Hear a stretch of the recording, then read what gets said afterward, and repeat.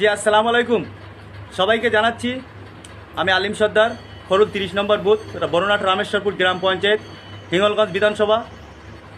এখানে খরুল 30 নম্বর বুথে আমি আগে 15 বছর ধরে টিএমসি করেছি, কিন্তু আমি একজন এডুকেটেড।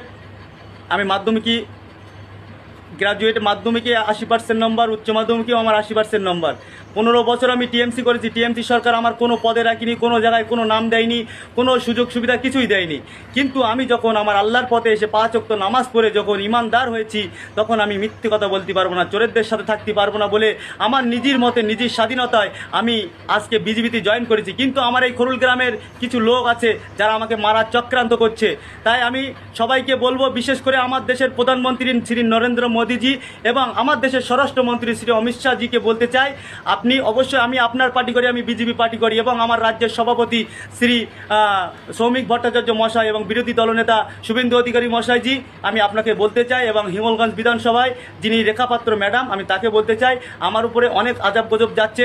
আমি না পারতি মসজিদে নামাজ পড়তে যেতি, না পারতি বাড়ির থেকে বেরোতি, না পারতি কোনো শক্তি, আমার চারিদিকে আমার শত্রু লেগে আসে, আমাকে মারার চক্রান্ত করছে। আমি আজকে বিজেপির ঝান্ডা ধরেছি বলে, আমার বাড়ির সামনে বিজেপি পতাকা টাঙিয়েছি বলে, আমার বাড়ির সামনে বিজেপির ব্যানার টাঙিয়েছি বলে আজকে সবাই আমার উপর চক্রান্ত করছে।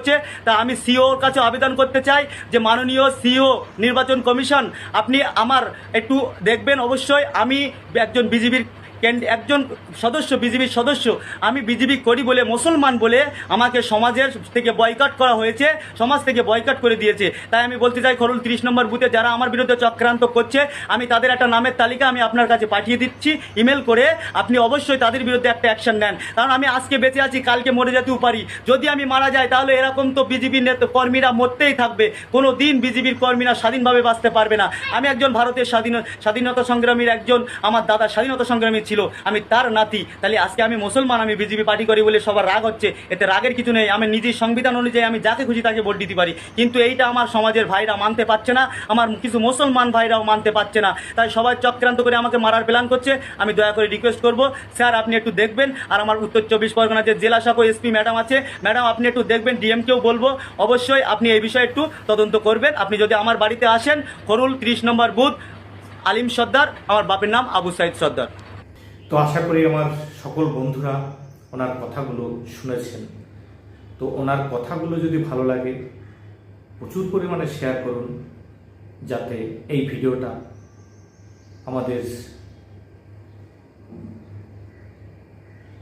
তো আশা করি আমার সকল বন্ধুরা ভিডিওটা মন দিয়ে দেখেছেন, ওনার কথাগুলো শুনেছেন।